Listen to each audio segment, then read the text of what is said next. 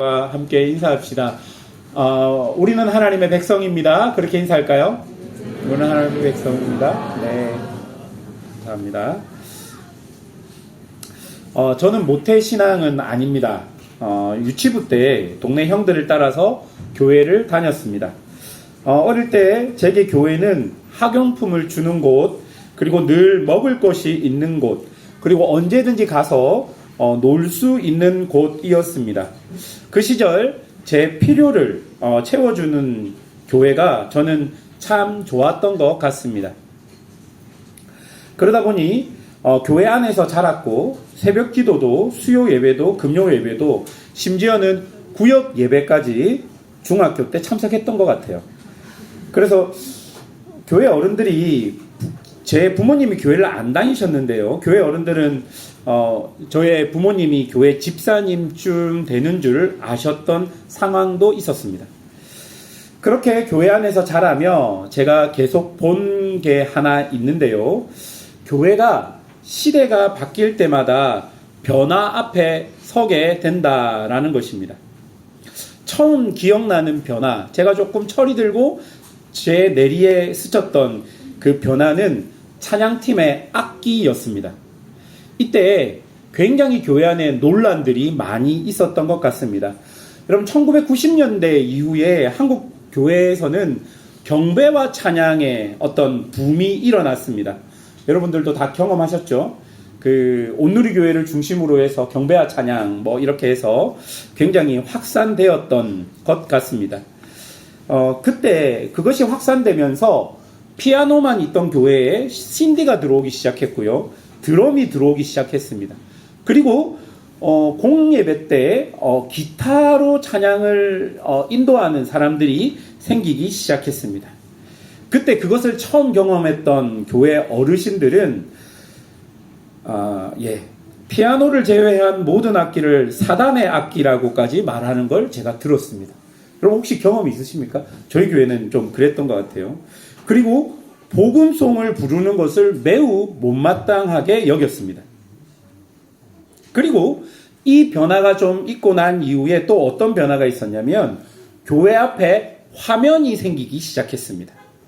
처음에 제가 초등부 다닐 때는요, 제가 나이가 많지 않습니다. 궤도를 사용했던 적이 있어요. 나이가 안 많아요. 궤도를 사용했습니다. 그래서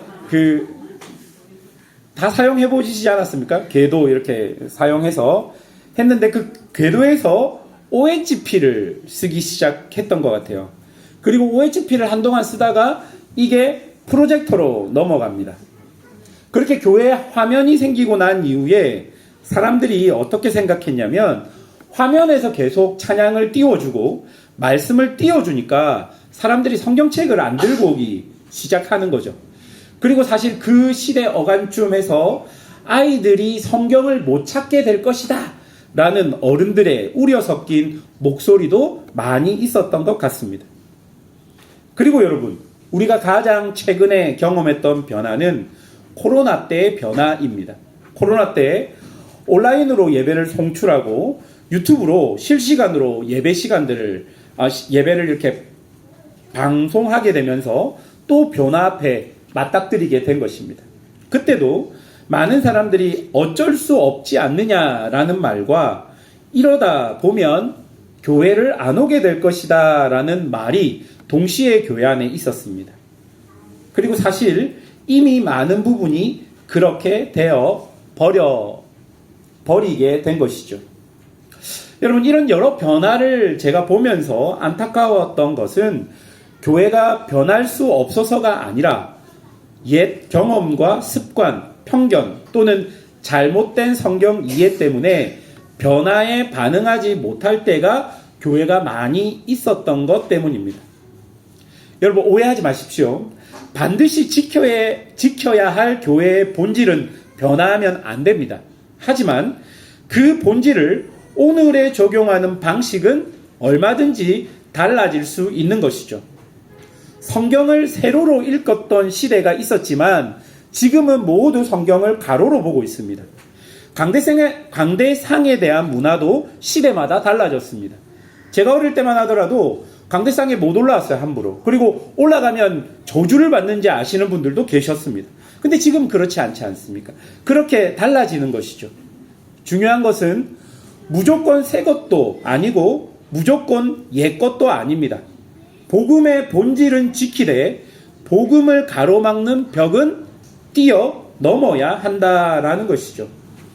오늘 보면 사도행전 10장 34절에서 43절은 초대교회가 맞닥뜨린 변화의 사건입니다. 그런데 그 변화는요, 예배 형식 정도가 아니라 더 본질적인 변화였죠. 차별의 벽을 넘어서는 변화였던 것이죠. 복음이 유대인의 울타리를 넘어서 이방인에게 공식적으로 흘러가게 되는 변화입니다. 오늘 본문 한번 살펴보겠습니다. 첫 번째로 차별의 벽입니다. 오늘 본문 배경이 되는 사도행전 10장은 고넬료와 베드로가 등장하는 이야기입니다. 여러분, 고넬료라는 사람은 로마의 백부장, 즉 로마의 군인이었습니다. 당시 유대인들에게 로마는 점령자였고요.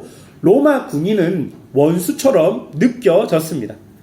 게다가 십자가의 형벌을 로마가 집행했는데요. 로마 군인들이 집행했습니다. 그러니 유대인들에게도 유대인 그리스도인들에게도 로마 군인은 복음을 들어서도 안 되는 사람, 복음을 들을 수도 없는 사람이라는 것이 자연스러운 그 사람들의 생각이었습니다. 여러분, 사실 이런 차별의 벽은요, 예수님 당시부터 있었습니다.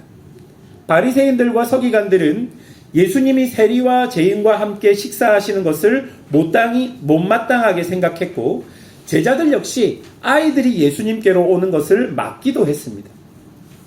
성령 강림 이후에 교회가 예루살렘을 넘어 사마리아로 나아갈 때 교회 안에서는 어떻게 사마리아인에게 복음을 전할 수 있느냐라는 마음의 벽도 존재했었을 것입니다. 그리고 이제 복음이 땅끝으로 나아가려면 로마인과 헬라인에게까지 증거되어야 하는데, 그런데 교회 안에는 여전히 이런 질문이 있었던 것이죠. 어떻게 로마인에게, 어떻게 로마 군인에게 복음을 전할 수 있느냐? 어떻게 모든 존재를 신으로 여기는 헬라인들에게, 어떻게 철학에 잡혀있는 그들에게 복음을 전할 수 있느냐라는 그 차별적인 목소리가 교회 안에 있었다라는 것입니다. 여러분, 이런 목소리는 단지 선교의 전략의 문제가 아니라 복음을 막는 벽이었던 것이죠. 여러분, 이런 벽은요, 베드로에게도 여전히 존재했습니다. 10장 9절부터 보면요, 베드로가 기도 중에 환상을 보게 됩니다. 하늘에서 큰 보자기가 내려오고 그 보자기 안에는 부정한 동물로 가득 차 있습니다. 그러나 하늘로부터 소리가 들리죠. 잡아 먹으라. 베드로는 그 소리에 부정한 것들을 절대 먹을 수 없다라고 말합니다. 그러자 하늘에서 또 소리가 나옵니다. 내가 깨끗하게 한 것이니 내가 속되다 하지 말라. 여러분, 이 일이 3번이나 반복됩니다. 여러분, 이런 환상에, 이 환상이 말하는 핵심은 무엇입니까? 음식 규정이 아닙니다. 본문의 흐름을 보면 환상 직후에 고넬료에게 사람들이 도착하고 성령이 베드로를 그 고넬료의 집에 보내게 됩니다. 그리고 베드로가 고넬료 집에 이르러서 이렇게 이야기합니다. 사도행전 10장 28절과 29절입니다. 이르되 유대인으로서 이방인과 교제하며 가까이 하는 것이 위법인 줄 너희도 알거니와 하나님께서 내게 지시하사 아무도 속되다 하거나 깨끗하지 않다 하지 말라 하시기로 부름을 사양하지 아니하고 왔노라.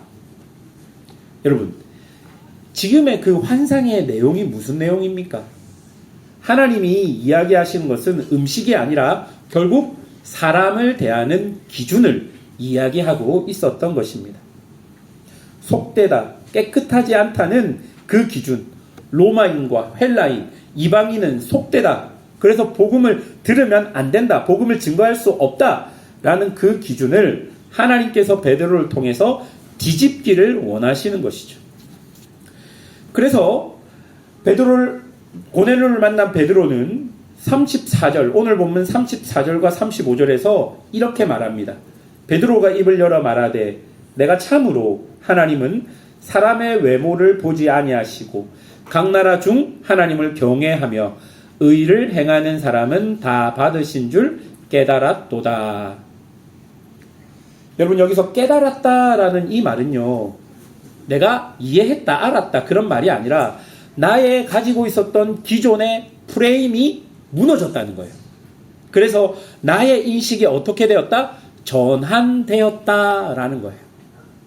옛날에는 로마인들에게 복음을 안 전하는 것이 옳은 것이다라고 베드로도 그런 인식을 가지고 있었는데, 그 환상을 통해서 하나님께서 자기에게 주신 그런 상황들을 통해서 뭘 깨달았다고요? 아, 로마인에게도 복음을 전하는 것이 하나님의 뜻이구나.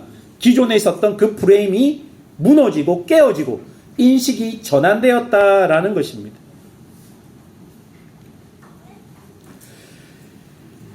그리고 그런 와중에 베드로가 고넬료에게 복음을 전합니다. 그리고 10장 44절에 보면 베드로가 말씀을 전한 이후에 성령이 고넬료와 그 집에 임하게 됩니다. 여러분, 하나님께서 내가 그들도 받아들였다라는 것을 성령으로 확정해 버리시는 것입니다. 교회가 머뭇 거리는데 하나님은 이미 그 차별의 벽을 넘어서 넘은 그곳에 하나님은 계셨다라는 것입니다. 하나님은 민족과 겉모양과 배경으로 사람을 차별하지 않으시고 하나님을 경외하는 믿음의 삶을 드러내는 사람들을 받으십니다. 구원의 문은요, 유대인이 되느냐가 아니라 그리스도를 믿느냐로 열리게 된다는 것을 기억해야 할 것입니다. 사랑하는 여러분, 교회의 변화는요, 형식의 변화가 아니라 사람을 보는 눈이 바뀌는 변화에서 시작됩니다. 우리는 어떤 사람을 속으로 부정하다, 안 된다, 자격 없다 라고 분류하고 있지는 않은지 한번 생각해 보십시오. 여러분, 하나님은 사람을 외모로 보지 아니하신다라는 말이 지금 우리가 살고 있는 이 교회로 살고 있는 이 현실에서 굉장히 우리에게 의미하는 바는 크다라고 생각합니다. 여러분은 어떻습니까? 두 번째로 살펴볼 것은 복음의 벽입니다. 이제 베드로는 고넬료에게 하는 설교를 통해서 복음의 핵심으로 들어가는데요. 36절부터 한번 보십시오. 하나님이 이스라엘 자손들에게 보내신 말씀, 평화의 복음, 예수님의 사역, 그리고 결정적으로 39절 하반절 40절까지 뭐라고 이야기합니까? 그들이 나무에 달아 죽였으나 하나님이 사흘 만에 다시 살리사 나타내셨다 말합니다. 여러분, 베드로가 굳이 나무에 달아라는 표현을 쓴 이유가 무엇이 있겠습니까? 유대인들에게는요, 십자가가 단지 죽음이 아니라 저주의 표기였기 때문입니다. 여러분, 신명기 21장 23절에 보면 나무에 달린 자는 저주 아래 있다라는 기록이 되어 있습니다. 그래서 유대인들 입장에서는 십자가라는 나무에 달린 예수는 하나님의 저주를 받은 자들입니다. 이게 복음을 처음 들었던 유대인들에게는 가장 큰 장벽이었습니다. 그들은 저주를 받은 자를 어떻게 메시아로 믿을 수 있을까라 말하며 예수를 부정했던 것이죠. 그런데도 베드로는요, 고넬료에게 복음을 전하면서 뭐라고 이야기합니까? 하나님이 예수님을 나무에 달아라는 표현을 써버리는 것이죠. 무엇 때문에 이 표현을 썼을까요? 결국 뒤에서 베드로는 그 벽을 부활로 하나님이 깨뜨렸다라고 말하기 위해서인데요. 하나님이 살리셨다라고 말하면서 그 나무에 달려 저주를 받은 그 저주를 하나님께서 직접 부활로 뒤집으셨다라고 이야기하는 거예요. 그리고 바울은 갈라디아서 3장 말씀에서 이 논리를 분명하게 이야기하는데요. 그쪽에 보면 이렇게 기록합니다. 나무에 달린 자마다 저주 아래 있는 자라 하였음이라.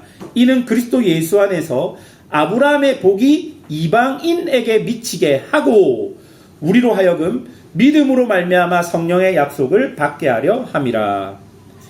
여러분, 이 갈라디아 3장에서 이야기하는 게 뭐냐면요, 저주가 끝나야 복음이 흐른다라는 거예요. 예수님은 자기 죄로 저주받은 게 아니라 우리의 저주를 대신 담당하셨습니다. 그래서 율법의 저주 아래 있던 우리를 속량하셨습니다. 그리고 그 결과가 무엇입니까? 아브라함의 복이 이방인에게 미치게 하셨다. 성령의 약속을 믿는 모든 자에게 주셨다라는 것입니다. 여러분, 복음이 벽을 넘는 이유는 단지 교회가 도덕적으로, 윤리적으로, 포용적이라서가 아니라 복음은요, 본질상 벽을 넘어야 하는 것이죠. 유대인들에게 십자가에 달린 예수는 저주의 상징이었습니다. 그러나 어떻게 복음이 유대인들에게 증거됩니까? 유대인들이 하나님이 뒤집으신 그 부활을 믿음으로 그 복음이 그 십자가 저주라는 벽을 넘었잖아요. 그래서 교회가 생긴 거잖아요. 복음과 교회는 본질상 벽을 넘어 생겼기 때문에 교회는 지금도 우리 앞에 나와 있는 그런 벽들을 넘어가야 하는 것이죠. 십자가는 이미 저주와 배제의 벽을 끝내버린 사건입니다. 십자가는 너는 저주 아래 있다라고 낙인 찍던 모든 기준을 무너뜨려 버렸습니다. 부활은 하나님이 받으신다는 선포였던 것이죠. 그렇게 복음이 흘러가게 되었고 그렇게 교회가 시작되었습니다. 그래서 교회는 본질상 차별과 그리고 믿음의 벽이 되는 모든 것들을 넘어 여기까지 온 것이죠. 그리고 베드로가 설교 결론에서 뭐라고 이야기합니까? 그를 믿는 사람이 다 그의 이름을 힘입어 죄사함을 받는다라고 이야기하죠. 43절에서 제일 중요한 단어 뭐겠습니까? 다입니다. 다. 모두 다. 유대인만 아니라 이방인만 아니라 믿는 자마다 모두가 다 죄사함을 받는다. 복음은요, 이렇게 울타리를 무너뜨리고 믿음이라는 문으로 사람들을 초청하는 게 바로 복음이라는 것입니다. 그래서 여러분, 우리는 항상 벽을 넘는 사람들이 되어야 합니다. 말씀을 통해서 우리 앞에 맡고 있는 그 차별 혹은 부정하다는 그 인식, 어떤 말씀에 생각할 때 말씀으로 보면 넘어야 되는 벽들이 있잖아요. 교회는 항상, 성도는 항상 그것을 넘어서 존재하는 자임을 기억해야 한다라는 것입니다. 세 번째로 살펴볼 것은 벽을 넘는 증인들의 모습입니다. 이제 복음은요, 사도행전 1장 8절의 말씀처럼 예루살렘과 온 유대와 사마리아와 땅끝까지 벽을 넘는 사람들이 그런 증인들을 통해서 복음이 전파될 것입니다. 그리고 43절처럼 그를 믿는 모든 사람들이 다 그의 이름으로 힘입어 제사함을 받는 그런 은혜들이 나타나게 될 것입니다. 이 이후로, 고넬료 사건 이후로 어떤 일이 벌어집니까? 이방인들이 교회에 엄청나게 밀려 들어옵니다. 그리고 안디옥 교회가 바울과 바나바를 세워서 어떻게 합니까? 공식적으로 복음을 이방인에게 증거하게 되는 것이죠.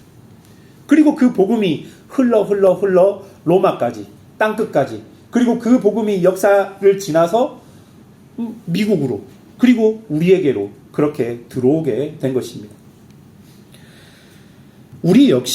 그래서 우리 역시 벽을 넘는 사람들입니다. 지금도 하나님을 알아감으로 내 앞에 놓인 신앙의 벽을 넘어야 하는 것이 우리라는 존재인 것이죠. 그렇다면 여러분, 벽을 넘는 사람들은 어떤 모습일까요? 먼저 벽을 넘는 사람들은 자유합니다. 할례를 한번 예로 들어 한번 생각해 봅시다. 베드로와 고넬료 사건 이후에 있고 난 이후에 예루살렘에서 예루살렘 공의회가 모여지게 됩니다.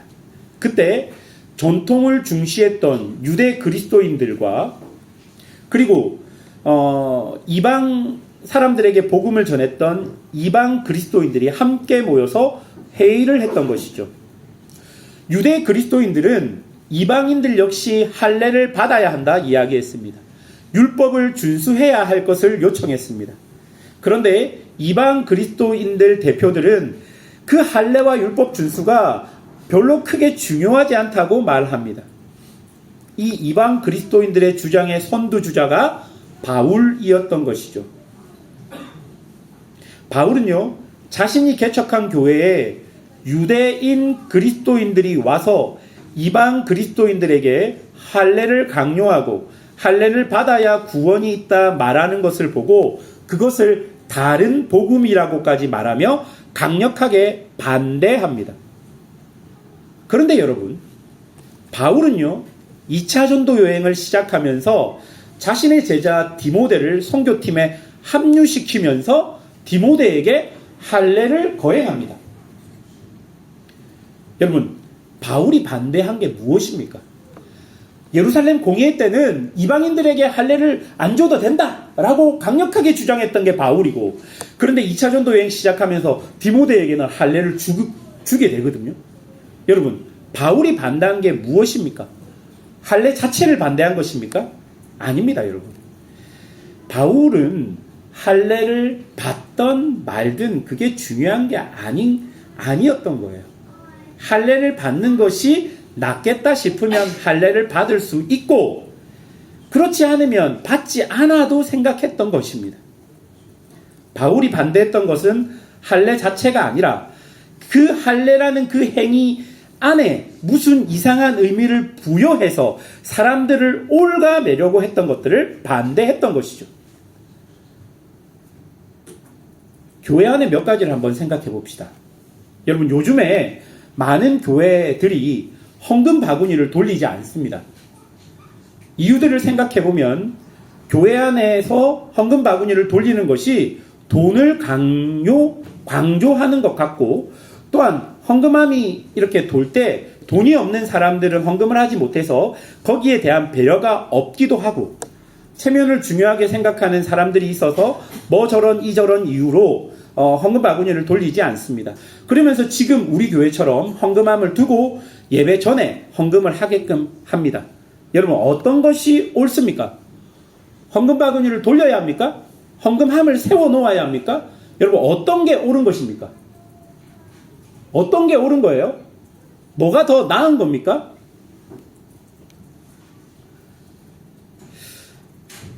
두 개 다 괜찮습니다. 그거는 뭐 돌려도 되고 놓아도 되는 거죠.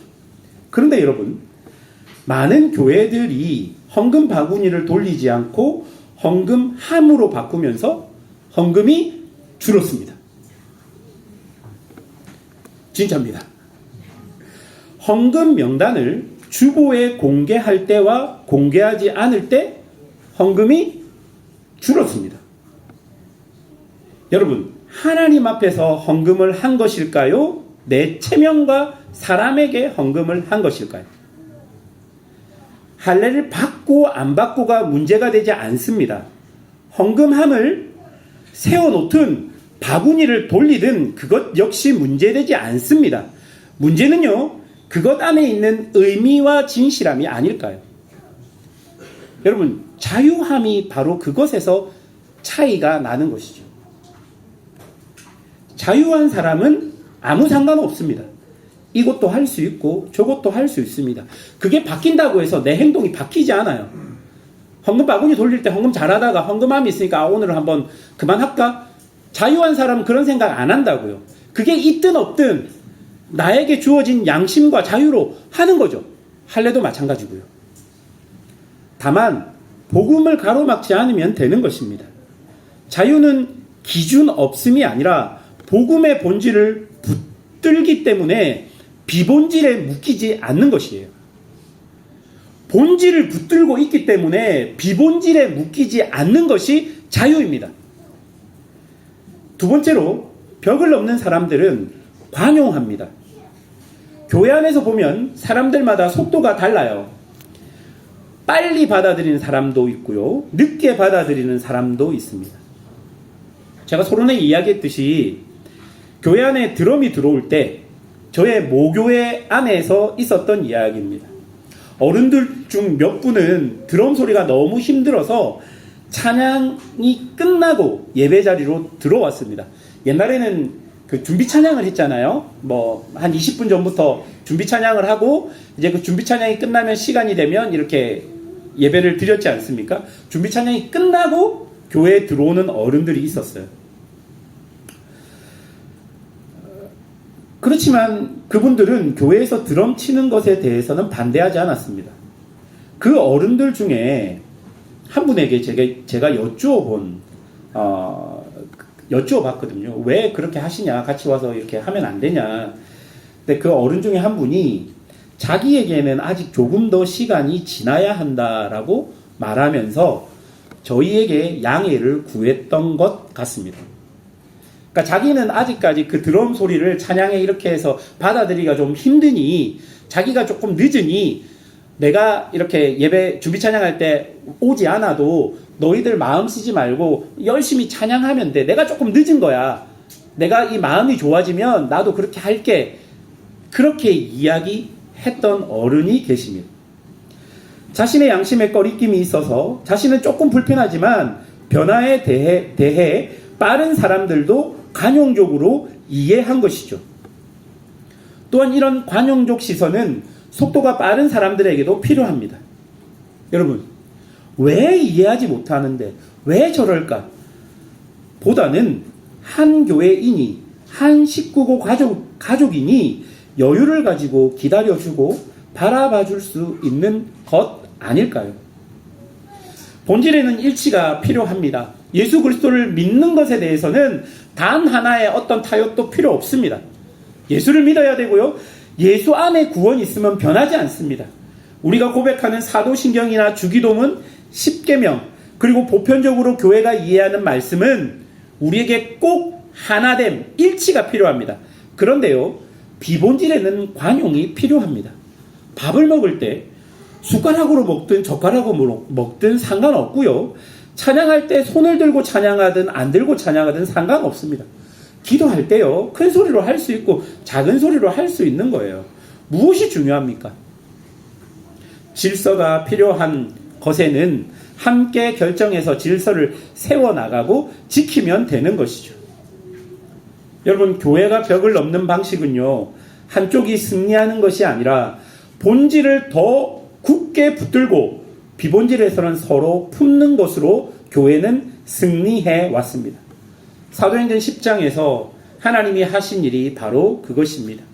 유대인과 이방인의 벽을 폭력적으로 서로가 무너뜨린 것이 아니라 복음과 성령으로 넘어가게 하신 것입니다.